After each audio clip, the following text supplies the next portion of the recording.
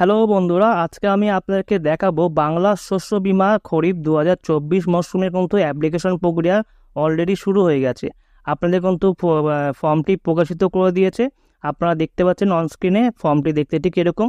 আমরা আজকের এই ভিডিওর মাধ্যমে দেখাবো আপনারা ফর্মটি কিভাবে step by step form fill up করবেন এবং এর সাথে কী কী ডকুমেন্টস আপনারা দেবেন এবং কোথায় জমা দেবেন এবং কোথা থেকে ফর্মটি নেবেন। সম্পূর্ণ ভিডিওটি কিন্তু এই ভিডিওর মাধ্যমে আমি বলবো। সম্পূর্ণ ভিডিওটি দেখতে থাকুন। আপনারা যদি নতুন হয়ে থাকেন তাহলে আপনারা সাবস্ক্রাইব করবেন। কিছু জানাবার থাকলে আপনারা কমেন্ট বক্সে আমাকে জানাতে পারেন। চলুন তাহলে আমরা দেখে আসি স্টেপ বাই স্টেপ ফর্মটি কীভাবে ফিল আপ করতে হবে। সবার প্রথমে আপনারা দেখতে পাচ্ছেন বাংলা শস্য বীমা খরিফ 2024 মরশুমের ধান। আপনার ডান সাইডে আপনারা দেখতে পাচ্ছেন মধ্যস্থতাকারী বিবরণ। আপনারা এই জায়গাটা ছেড়ে দেবেন।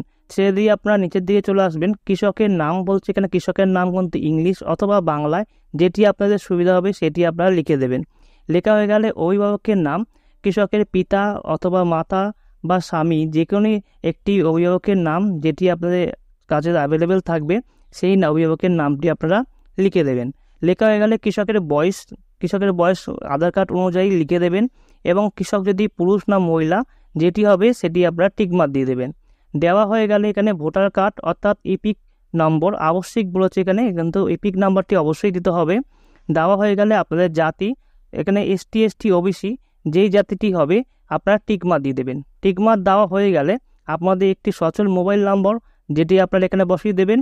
বসানো হয়ে গেলে আধার কার্ড নম্বর আপনারা কিন্তু আবশ্যিক বলছে, কিন্তু আধার কার্ড নম্বরটি দিতে হবে। আধার কার্ড নাম্বার বসানো হয়ে গেলে আপনাদের বসবাসের ঠিকানা আপনারা চাইছে এখানে আপনার মৌজা, গ্রাম এবং গ্রামের নেম এবং গ্রাম পঞ্চায়েতের নেম আপনারা কিন্তু বসিয়ে দেবেন। বসানো হয়ে গেলে ব্লক, জেলা এবং কেসিসি আছে কি না, আপনারা যদি কেসিসি থাকে তাহলে হ্যাঁ টিকমার্ক দেবেন, যদি কেসিসি না থাকে তাহলে না টিকমার্ক দেবেন। কেসিসির ফুল ফর্ম হচ্ছে কিষাণ ক্রেডিট কার্ড। আপনার যদি থাকে তবেই কিন্তু এখানে টিকমার্ক দেবেন, নয়তো কিন্তু এখানে টিকমার্ক দেবেন না। তাহলে তারপরে আপনার লেখা আছে কৃষক বন্ধু আইডি। আপনাদের যদি বানানো থাকে কৃষক আইডি তাহলে আপনারা আইডি নাম্বারটি বসিয়ে দেবেন। যদি আপনাদের বানানো না থাকে তাহলে কিন্তু আপনারা এই জায়গাটা ছেড়ে দেবেন।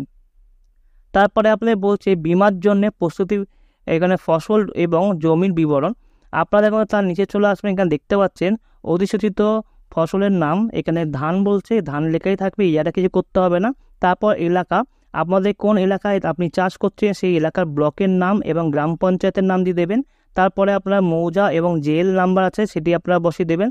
তারপর আপনার খতিয়ান নম্বর এবং দাগ নম্বরটি বসিয়ে দেবেন। যদি দাগ নাম্বার 1-এর অধিক হয় তাহলে আপনারা কমা দিয়ে আপনারা পরপর লিখতে থাকবেন।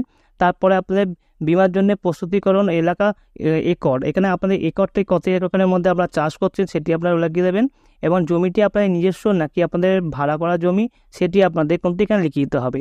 এবং আপনাদের কিন্তু ফসল রোপণের তারিখ বলছে, কারণ যদি আপনাদের মনে থাকে তাহলে লিখবেন, যদি না থাকে তাহলে আপনারা ইয়াটা ছেড়ে দেবেন।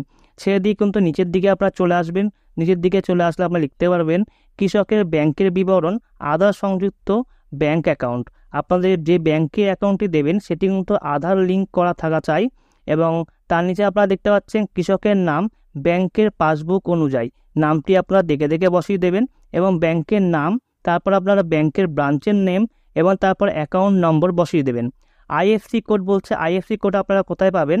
ব্যাংকের ফার্স্ট পেজে কিন্তু আইএফসি কোড লেখা থাকে, আপনারা কিন্তু সেই আইএফসি কোডটি দেখে দেখে বসিয়ে দেবেন। এবং অ্যাকাউন্ট টাইপ আপনাদের সেভিংস না কারেন্ট নাকি আপনাদের রেকারিং, যেই অ্যাকাউন্টটি যেই টাইপের হবে ধরনের সেই ধরনটা আপনারা লিখে দেবেন। সম্ভবত এখানে সেভিংস অ্যাকাউন্টই হবে, এখানে আপনারা এসবি অ্যাকাউন্ট লিখে দেবেন।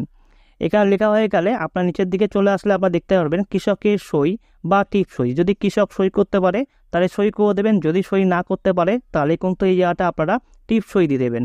এবং এখানে সাক্ষী হিসাবে একজনকে সই করতে হবে। সই করা হয়ে গেলে নিচের দিকে নামলে আপনারা দেখতে পারবেন এরিয়া সমান সার্টিফিকেট। এই এরিয়া সমান সার্টিফিকেট আপনারা এই জায়গাটা ছেড়ে দেবেন, আপনাদের কিছু করতে হবে না। তারপর আছে প্রাপ্তি স্বীকার। এই প্রাপ্তি স্বীকার কিন্তু আপনারা জমা দিলে আপনি কিন্তু এখানে একটি সিল বসিয়ে আপনাদের সিগনেচার করে এই প্রাপ্তি স্বীকারটা ওনারাই ফর্মটি ফিল আপ করে আপনাদের হাতে জমা করে দেবে। পরবর্তীকালে আপনারা কিন্তু এই ফর্মটি অনুযায়ী আপনারা এই ফর্মটি ট্র্যাক করতে পারবেন। তারপরে আপনাদের কি বলছে, আপনাদের কি কি ডকুমেন্টস আপনারা দেবেন। কৃষকের দাখিল যোগ্য নথি এখানে বলছে বাধ্যতামূলক। 1 নম্বর বলছে কেওয়াইসি নথি, ভোটার কার্ড অথবা আপনার ব্যাংকের কার্ড, আপনার দুটো কিন্তু জেরক্স করে পেছনে কিন্তু সিগনেচার করে সামনে সিগনেচার করে ডেট বসিয়ে আপনারা কিন্তু জমা দেবেন। তারপরে বলছে পাসবুকের একটি কপি, মানে পাসবুক বইয়ের ফার্স্ট কপিটা আপনার জেরক্স করে আপনার সই করে দেবেন, এবং যেখানে আপনাদের অ্যাকাউন্ট নম্বরটি দেখা যাচ্ছে। তারপর আপনার খতিয়ান বা পর্চা যে সার্টিফিকেটটি আছে সেটি আপনারা জমা করে দেবেন। দিয়ে আপনার কিন্তু এটি বিভিন্ন গ্রাম পঞ্চায়েতের ক্যাম্পিং হবে, সেই ক্যাম্পিংয়ে কিন্তু আপনারা জমা করবেন এবং ওখান থেকেই আপনারা ফর্মটি তুলবেন, তুলে আপনারা জমা দেবেন। আজকের এই ভিডিও এই পর্যন্তই। আমার এই ভিডিওটি ভালো লাগলে লাইক ও সাবস্ক্রাইব করবেন। কিছু জানাবার থাকলে আপনারা কমেন্ট বক্সে আমাকে জানাতে পারেন।